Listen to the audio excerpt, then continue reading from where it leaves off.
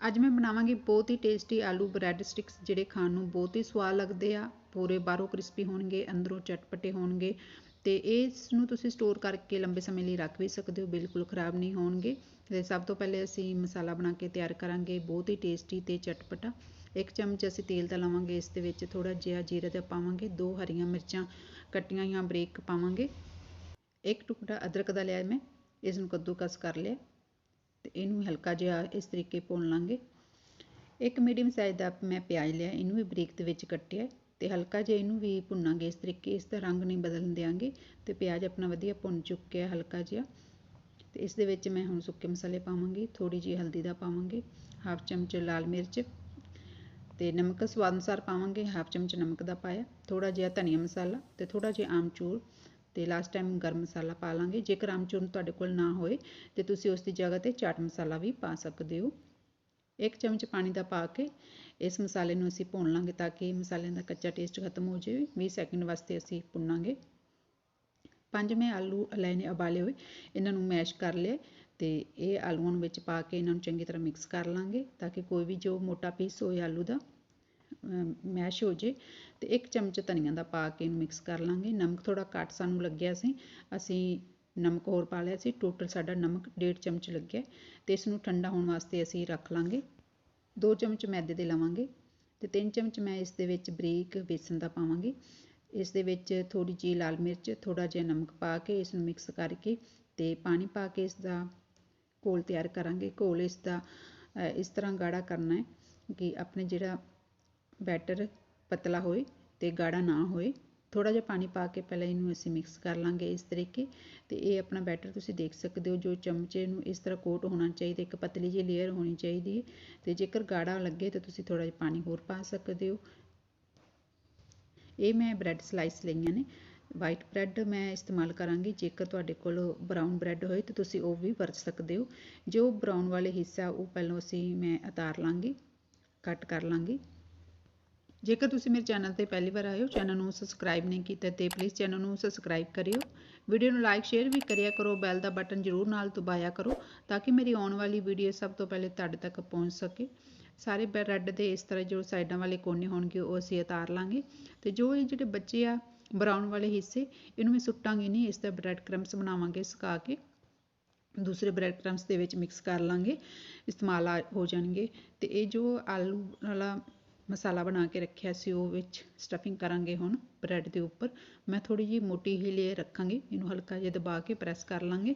ਜੋ ਸਾਈਡ ਵਾਲਾ ਆਲੂ ਨਿਕਲਿਆ ਇਹਨੂੰ ਉਂਗਲ ਦੇ ਨਾਲ ਅਸੀਂ ਇਸ ਤਰੀਕੇ ਬਰਾਬਰ ਕਰ ਲਾਂਗੇ। ਹਲਕਾ ਜਿਹਾ ਇਸ ਨੂੰ ਉੱਪਰੋਂ ਪ੍ਰੈਸ ਕਰ ਲਾਂਗੇ ਨਾਈਫ ਦੇ ਨਾਲ। ਇਸ ਦੇ ਹੁਣ ਮੈਂ ਪੀਸ ਕਰਾਂਗੇ।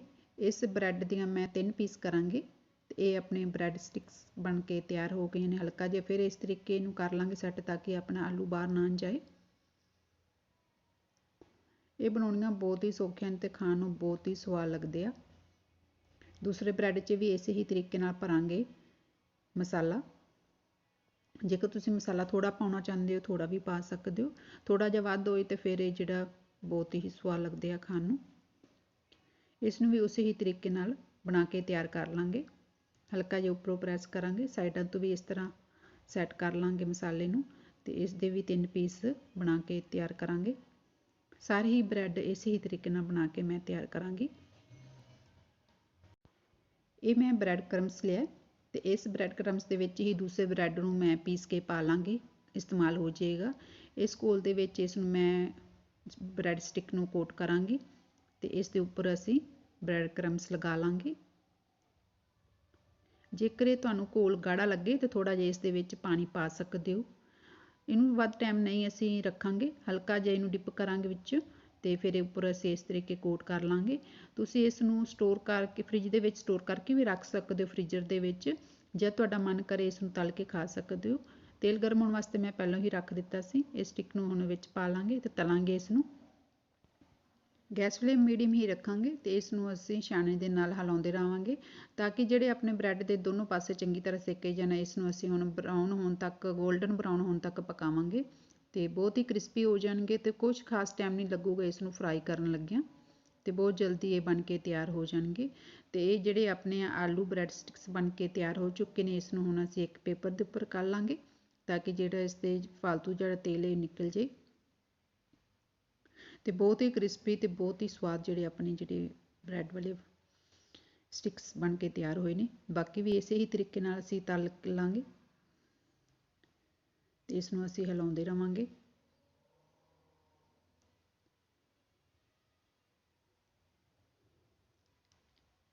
ਇਹਨਾਂ ਨੂੰ ਵੀ ਅਸੀਂ ਹੁਣ ਕੱਢ ਲਾਂਗੇ। ਪੂਰੇ ਪੱਕ ਕੇ ਤਿਆਰ ਹੋ ਚੁੱਕੇ ਨੇ, ਬਹੁਤ ਸੋਹਣਾ ਰੰਗ ਆ ਚੁੱਕਿਆ ਇਹਨਾਂ ਤੇ। ਆਲੂ ਬ੍ਰੈਡ ਸਟਿਕਸ ਬਣ ਕੇ ਤਿਆਰ ਹੋ ਗਏ ਨੇ, ਸਾਰਿਆਂ ਨੂੰ ਅਸੀਂ ਬਣਾ ਲਿਆ ਤੇ ਬਹੁਤ ਹੀ ਕ੍ਰਿਸਪੀ ਤੇ ਦੇਖਣ ਨੂੰ ਬਹੁਤ ਹੀ ਸੋਹਣੇ ਲੱਗ ਰਹੇ ਆ। ਤੇ ਜਿੰਨੇ ਦੇਖਣ ਨੂੰ ਵਧੀਆ ਲੱਗ ਰਹੇ ਇੰਨੇ ਹੀ ਇਹ ਖਾਣ ਨੂੰ ਟੇਸਟੀ ਹੈ। ਇਸ ਦੇ ਨਾਲ ਅਸੀਂ ਲਵਾਂਗੇ ਟੋਮੈਟੋ ਸੌਸ ਤੇ ਨਾਲ ਲਵਾਂਗੇ ਮਿਊਨੀਸ ਵਾਲੀ ਸੌਸ ਤੇ ਤੋੜ ਕੇ ਅਸੀਂ ਤੁਹਾਨੂੰ ਵਿੱਚੋਂ ਦਿਖਾਉਂਦੇ ਹਾਂ। ਬਾਹਰੋਂ ਪੂਰਾ ਕ੍ਰਿਸਪੀ ਤੇ ਅੰਦਰੋਂ ਪੂਰਾ ਨਰਮੀ ਤੇ ਬਹੁਤ ਹੀ ਟੇਸਟੀ ਤੇ ਸਵਾਦ ਬਣ ਕੇ ਤਿਆਰ ਹੋਇਆ। ਮਿਊਨੀਸ ਵਾਲੀ ਜਿਹੜੀ ਸੌਸ ਹੈ ਇਹਦੇ ਨਾਲ ਜਿਹੜਾ ਇਹਦਾ ਸਵਾਦ ਹੋਰ ਵੀ ਦੁੱਗਣਾ ਹੋ ਜਾਂਦਾ ਹੈ। ਬਾਹਰੋਂ ਪੂਰੀ ਕ੍ਰਿਸਪੀ ਅੰਦਰੋਂ ਇਹ ਪੂਰਾ ਜਿਹੜਾ ਮਸਾਲਾ ਇਸ ਦਾ ਚਟਪਟਾ। ਸਭ ਦਾ ਇਹਦਾ ਜਿਹੜਾ ਕਮਾਲ ਹੈ ਮਸਾਲੇ ਦਾ, ਜਿਹੜਾ ਇੰਨਾ ਟੇਸਟੀ ਤੇ ਸਵਾਦ ਬਣਾ ਕੇ ਇਸ ਨੂੰ ਤਿਆਰ ਕਰਦਾ। ਜੇਕਰ ਤੁਹਾਨੂੰ ਮੇਰੇ ਅੱਜ ਦੀ ਰੈਸਪੀ ਵਧੀਆ ਲੱਗੇ, ਵੀਡੀਓ ਨੂੰ ਲਾਈਕ ਸ਼ੇਅਰ, ਚੈਨਲ ਨੂੰ ਸਬਸਕ੍ਰਾਈਬ ਜ਼ਰੂਰ ਕਰਿਓ। ਕਮੈਂਟ ਬਾਕਸ 'ਚ ਆਪਣੇ ਸੁਝਾਅ ਜ਼ਰੂਰ ਲਿਖਿਓ ਤੁਹਾਨੂੰ ਮੇਰੀ ਅੱਜ ਦੀ ਰੈਸਪੀ ਕਿਸ ਤਰ੍ਹਾਂ ਲੱਗੀ। ਧੰਨਵਾਦ।